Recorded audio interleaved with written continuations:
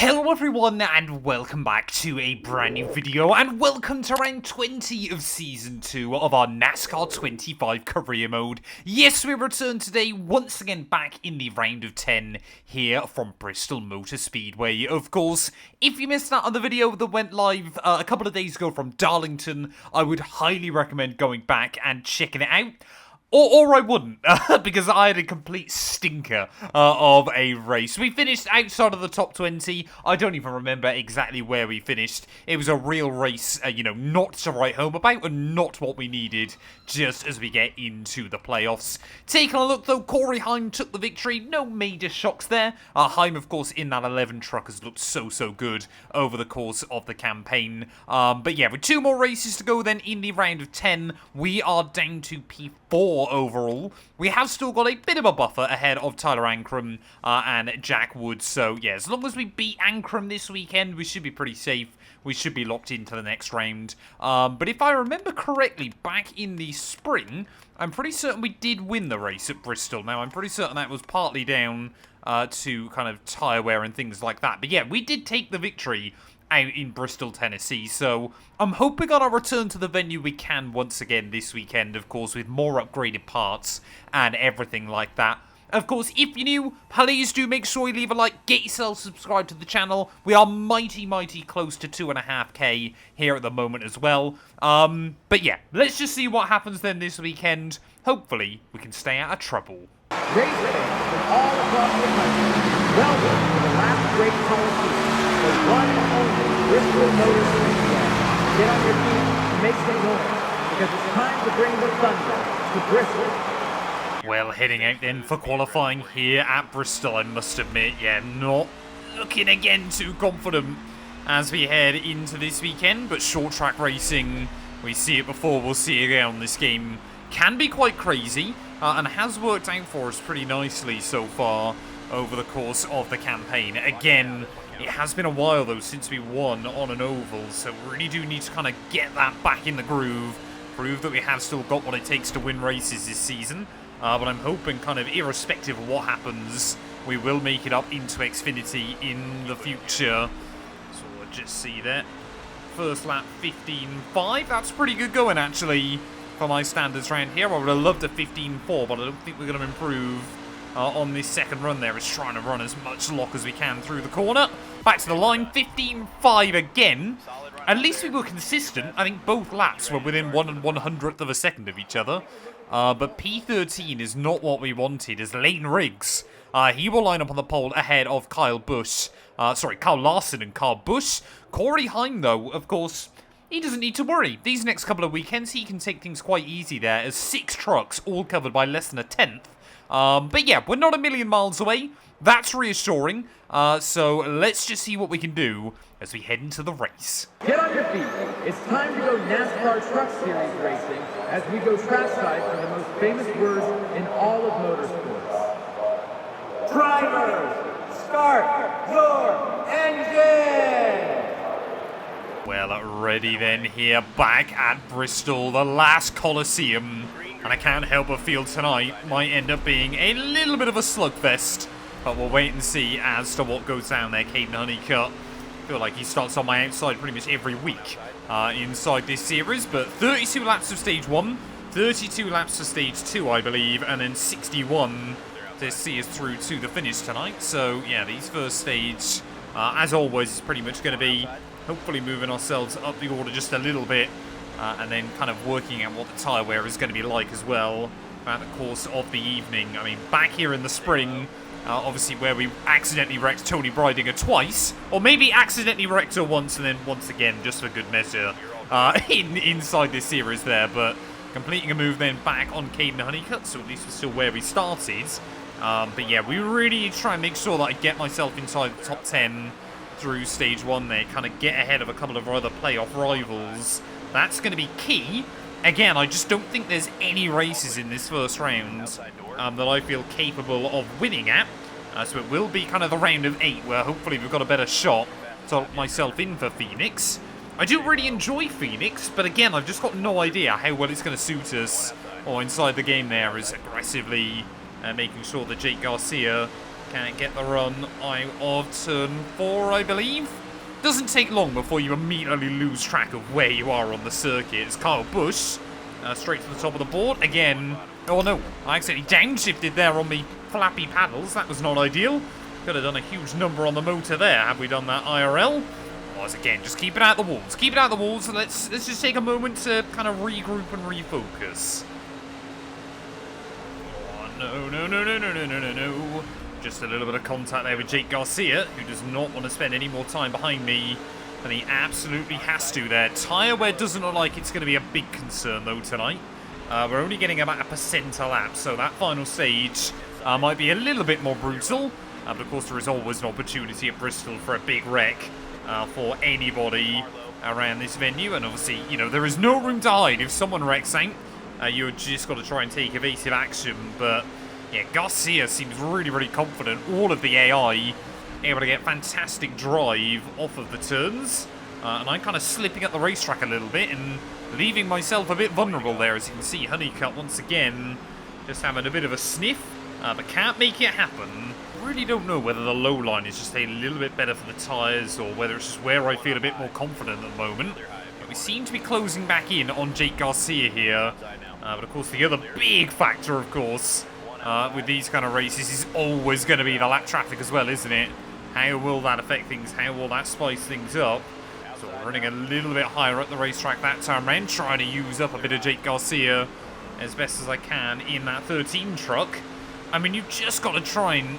again, it is one of those races where, a bit like Darlington last week, survival, you know, getting towards the end of the race is the absolute key, first and foremost, as generally speaking...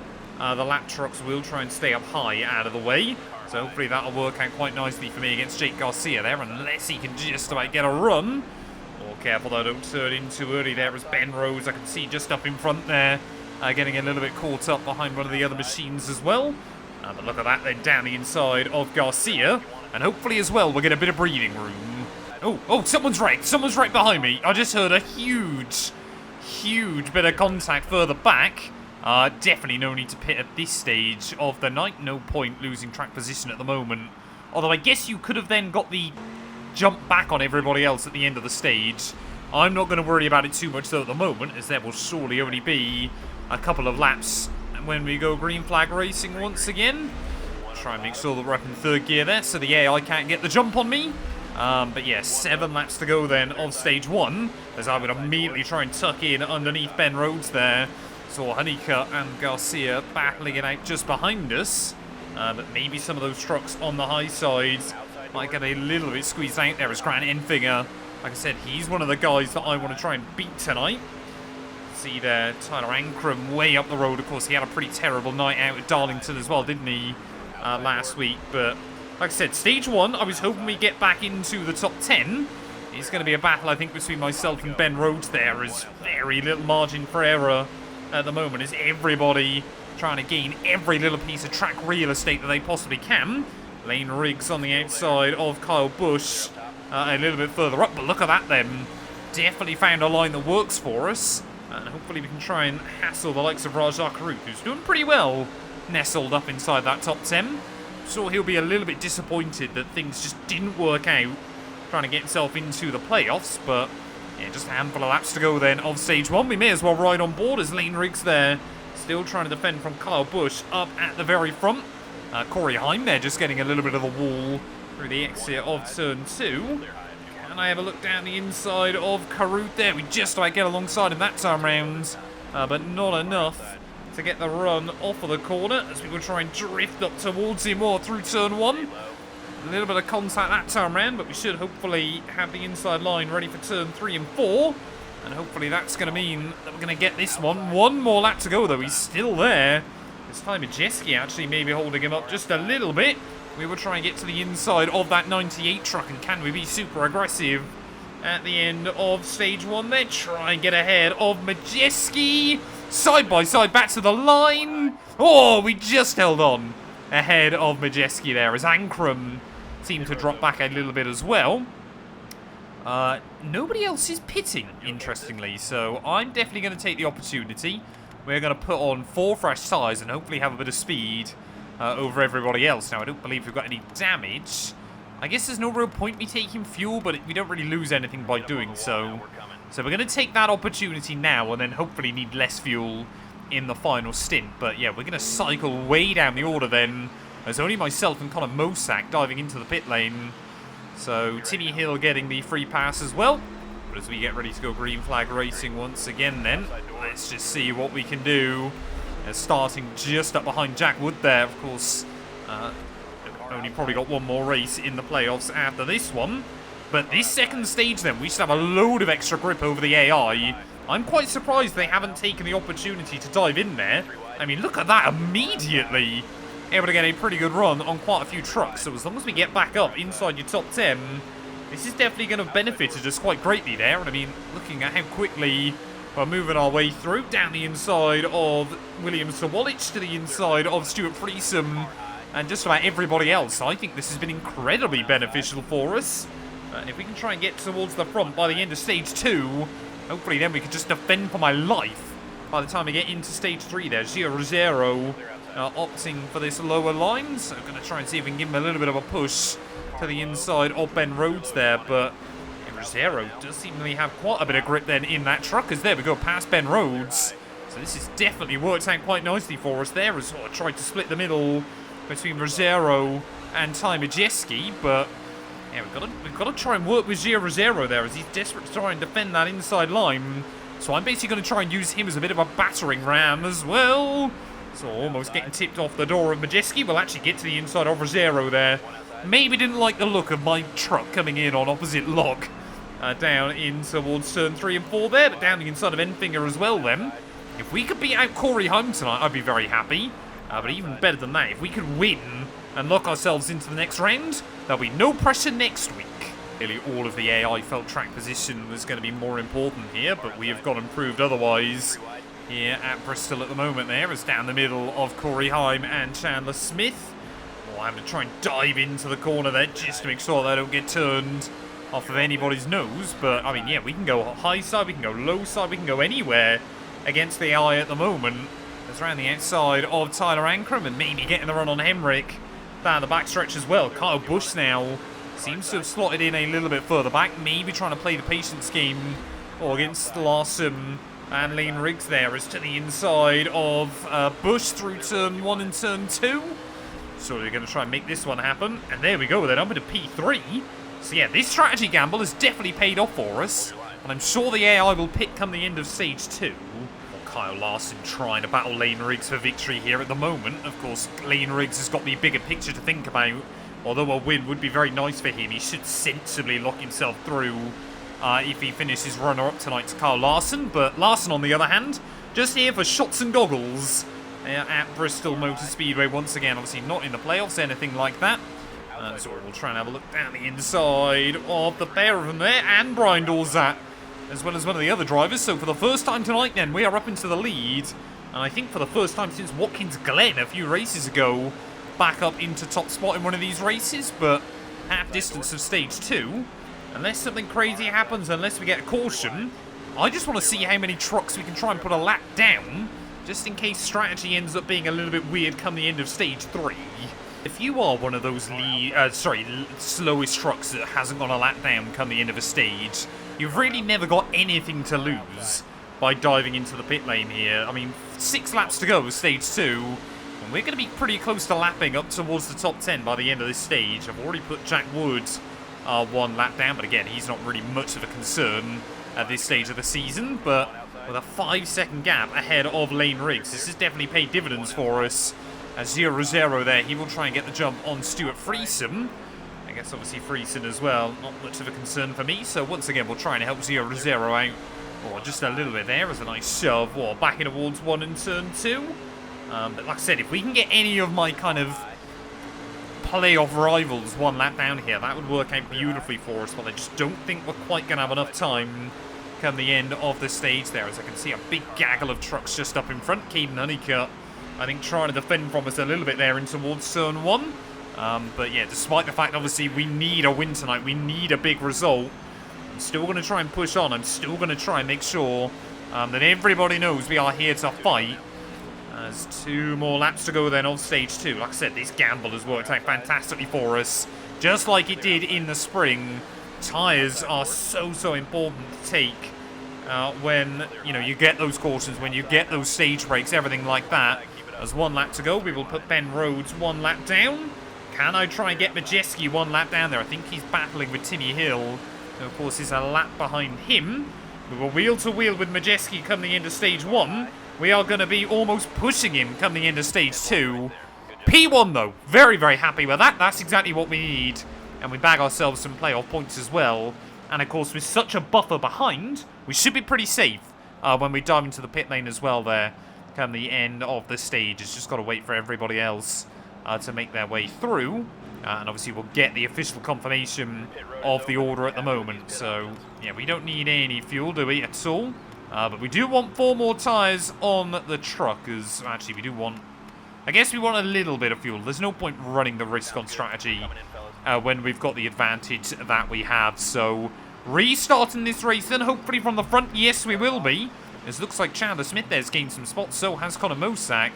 So, hopefully we're going to be able to control things at the front of the order. 1 final stage then, here from Bristol tonight.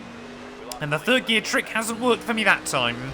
There's immediately Lane Riggs. Well, we'll try and have a look around the outside through turn 1 and turn 2 there. I don't want to let that 34 truck get away. But immediately he might be able to do so here. Again, Lane Riggs and I were both pretty safe. We've both had multiple wins over the course of the campaign. Apologies, Ankrum. I didn't realise he was on my outside there. Looks like Bush and Larson have dropped back both a little bit. Is Ankrum now potentially going to be able to try and hassle Lane Riggs for the victory? Never get a green flag pit stop back around this circuit. We learnt that the hard way at Richmond and of course last weekend at Darlington.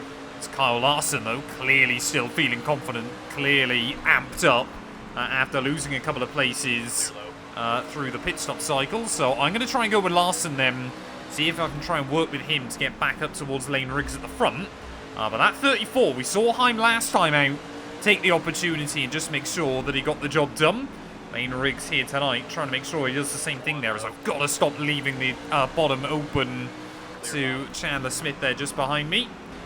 Oh, come on, easy. I'm drifting way too high up the racetrack there. As look at that, Larson making light work of Tyler Ankrum as well. By the time they get down through 3 and 4, Larson, yeah, he seems to be the only one that can deny Lane Riggs tonight. Oh, Corey Heim, I mean, look at that, the confidence. He's got nothing to lose and everything to gain at the moment, doesn't he? So Corey Heim there. Oh, immediately trying to make a move is Kyle Busch as well now. Trying to barge his way through. So on equal ties against a lot of these guys. Plenty of our front runners there looking very quick as Kyle Busch maybe trying to follow Larson a little bit further up the road. But yeah, Lane Riggs has taken this opportunity to run away. And this is what the intensity will be like as we get towards the end of the playoffs. Everybody else looking to take opportunity. I just want to try and get to the end of this race in one piece and pick up some good points. But there is no time for patience, especially here at Bristol. I mean, we are causing a little bit of a train at the moment then. Let's look at that, 3 wide up in front. There's Brian Dorzat, Tony Brydinger there, and I can't work out who the one is on the outside. That is not what you want to see. And look at that, Heim and Bush seem to be stuck behind them at the moment. So it's Tyler Ankrum trying to make a move on Caleb Costner. We are all now starting to get a little bit held up behind lap traffic once more. We've still got over 40 to go though, so patience will be key. So Corey Heim there, just not getting in the truck where he needs it. There's Raja Caruth! Raja Caruth turned us! Are we going to hang on to it? Somehow, just scraping the wall, cautions out. I can only assume that was from the incident we've had. I don't know if there's been another wreck. But I'm going to do it. I'm going to pit. We need fresh tyres, or we want the advantage. I'm not going to be able to win this race otherwise, so we may as well go hell for leather and see if we can try and win this race, as we're going to restart probably down, what, like 15th spot here? Luckily, I lapped all those trucks in stage 2. 14th place for us. Caden Honeycutt will restart in P15, but this is exactly what we need them to try and give ourselves a shot there. Well, no. Luckily, I let go of the steering wheel nice and early that time around, so we didn't do what we did at Darlington. But I thought we'd saved it and actually got the wheel straight once more. There was back to the inside of kind of Moza pretty quickly. But Lane Riggs, though, would work so hard to gain a little bit of an advantage. throughout the first part of the last stage. But that, of course, has immediately been evaporated for him. And now Corey Heim trying to have a bit of a look in as well. But surely we can try and recover to where we were pretty quickly. We only lost a handful of spots from that pit cycle. We will have better tyre wear than the AI right towards the very end. But they are still generally pretty good at managing their tyres here throughout the course of a stint.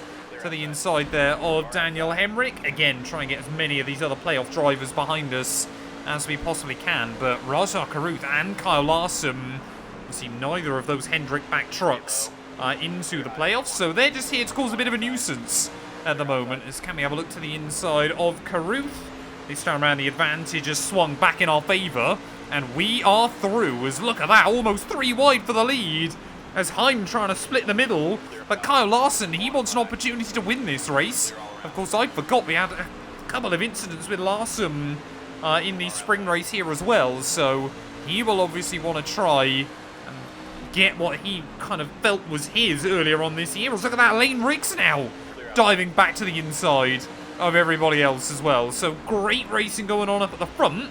But this works out beautifully for us, as obviously we've just got such an advantage over everybody else at them. About 25 lap fresher tyres. Surely we're going to be able to try and make this work for our benefit there. To the inside of Kyle Busch. We'll try and have a bit of a look there as Chandler Smith up on the high side there, feeling the pressure at the moment. Can we have a look to the inside of Busch once again? Surely we can this time round. There's a little bit of bumping and banging there as Smith actually gets put slightly in the wall. Kyle Busch, though, down the middle. Look at that.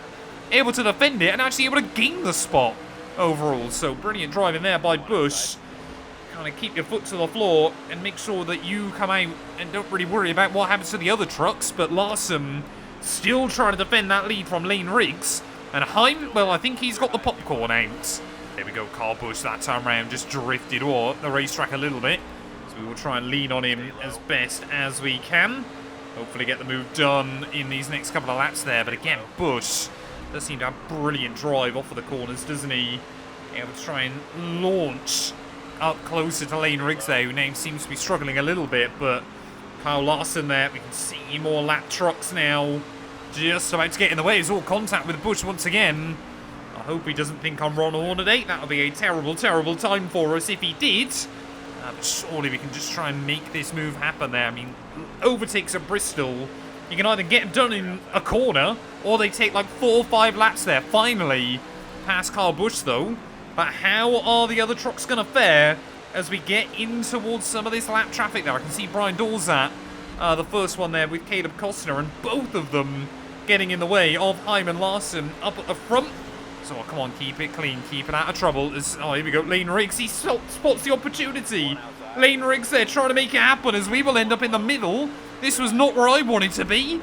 Somehow they're trying to just barge our way through as Heim now will get to the inside of Costner as well. And all of these trucks really getting in the way of us. Heim, Lane Riggs and myself, they're 3 dominant drivers all season long now. Back up into your top 3 spots as Heim there just hesitates a little bit. Again, doesn't want to give his team any unnecessary damage. As Heim there gets a huge squirrely moment as we try to slam the door in his face. Not quite able to do it that time around. As look at Lane Riggs again, trying to go down the middle there. So some ballsy moves coming out from Lane Riggs here tonight as we will try and dive to the inside of Josh Realm. I know we are not being patient with these lap trucks, but we just cannot afford to be. Oh, Riggs struggling. Oh, a little bit of contact there as he kind of tried to move down. And I wasn't really sure where he was positioning that truck there. So a bit of a miscommunication between the pair of us. I will make sure I slot back in behind. But yeah, 2 very, very different lines around this track. I don't actually want to be leaning on the apron. Oh, Riggs is gone. Is he? No, he's kept it going. Lane Riggs though, I thought I heard him going head on into the wall, but he's got away with it. As up into the lead then we will go. And I'm sure Lane Riggs will not be happy about that. Get Frankie Muniz between us. Build up a little bit of a buffer. But less than 20 laps to go then here from Bristol. Can we try and bag our 2nd victory of the year here? Let's just try and control it at the front. We've got better tyres than everybody else. We know we've got fuel to get to the end. Surely now we can try and control this one and lock ourselves into the next round of the playoffs. Oh, we've got a caution. We've got a caution with just a handful of laps to go. Nobody else is pitting, so I don't think it's worth it at the moment. Wouldn't that be great if you couldn't see who was pitting inside of this game? That would be really, really good fun as well. But yeah, not that many laps to go now. But the pressure is going to be back on once again. How many laps have we got of green flag racing to the checkered flag between us and a playoff 8 spot? Come on, get up into third gear once again as Lane Riggs once again will get the run on me. 8 laps to go of the night here, but this time round with fresher tyres, Lane Riggs can do nothing about it. As we make our way off of turn 2 there, just kept my foot to the floor. We'll try and squeeze him up a little bit high through 3 and 4, and he has got to make sure that he thinks about picking up as many points as he possibly can for his playoff chances as well. Again, surely he's not in any real trouble here, Lane Riggs, unless he wrecks out late on next time out. Surely, yeah, he's going to be still safe into that next round of the playoffs. But just a handful of laps to go then here from Bristol. And just like the race earlier on in the year, strategy is going to be what really makes the difference. And once again, you would have thought a lot of the other trucks would have learned from the spring race that if you get a caution, it is usually worth pitting. Track position is important here, but it is not absolutely everything. I'm genuinely trying to rack my brains and remember what was the last oval victory we had this season. I know obviously we won both of the road course races that we've had so far, but I can't remember where our last oval win was. I think it might have been Michigan. I want to say Michigan. It's kind of screaming out at me at the moment, but honestly, one of you guys will have to let me know down in the comments below. But a crazy, crazy night worth of racing here from the Coliseum, but once again, another short track and another opportunity to prove ourselves as maybe a bit of a strategy wizard, but I do feel like I'm a bit more competitive on these short tracks as well. We can head to next race, hopefully without any pressure on our shoulders. We can go out there, we can have a bit of fun with it, and we can just kind of learn and prepare ourselves mentally for that round of 8 next time out. Looks like Kyle Busch now has moved himself up into P2, so he's going to pick up some big, big points as well. White flag in the air here from Bristol Motor Speedway, and although I'm still not a big fan of the playoffs, it does create these weird little moments as well. Through the final corner, back on the top step of the podium. That reminds everybody, we are here to fight. Whoa, that feels good. Like I said, it's been so long since we won on an oval in this series that our win tonight is absolutely everything. And with the University of Northwest Ohio 200, your winner is Matt Beard there. Absolutely love to see it. Take the victory by 2.5 seconds ahead of Lane Riggs, who did just hang on ahead of Busch and Larson come the checkered flag there. Corey Heim, he's got no risk. He's obviously locked in, but of course wants to earn himself more playoff points ahead of Chandler Smith, Daniel Hemrick, Ankara Majeski, and Rajah Karut. Despite looking so strong at one point, he only ends up down in P10. Conor Mosak ended up last driver on the lead lap. Gio Ruggiero there, yeah, first one a lap down. He'll be a little bit gutted he couldn't recover it right towards the end. Well, let's take a look then at what some of the fans and the drivers are saying about us then come the end of the day. Matt Beard wins at Bristol, locks into a spot in the next playoff round with a win at Bristol. Who will be joining the 94 in the round of 8 is still up in the air, but Beard now has the luxury of building momentum now that their playoff spot is guaranteed. Grant Enfinger, awesome job, Matt Beard. Thank you, buddy. Jake Garcia, come on, Matt, you can race cleaner than that. It's short track racing. You're going to be bumping. It's what happens, Jake. You just got to get used to it. Connor Jones as well. There are definitely claims out there, but Matt Beard isn't one of them. And there we go. Matt Beard is tied with Mike Skinner's record wins of 8 wins in a season in the Truck Series. One more and Beard will be tied for the record. I guess that was, of course, before Heim won 11 races in the Truck Series IRL this year. So maybe we can try and go match Heim's record in the same year he did it IRL. And there we go then, a huge cash injection as well will be absolutely what we need as we leave this weekend there. $73,000 means that we can get some upgrades, we can get some parts on this truck.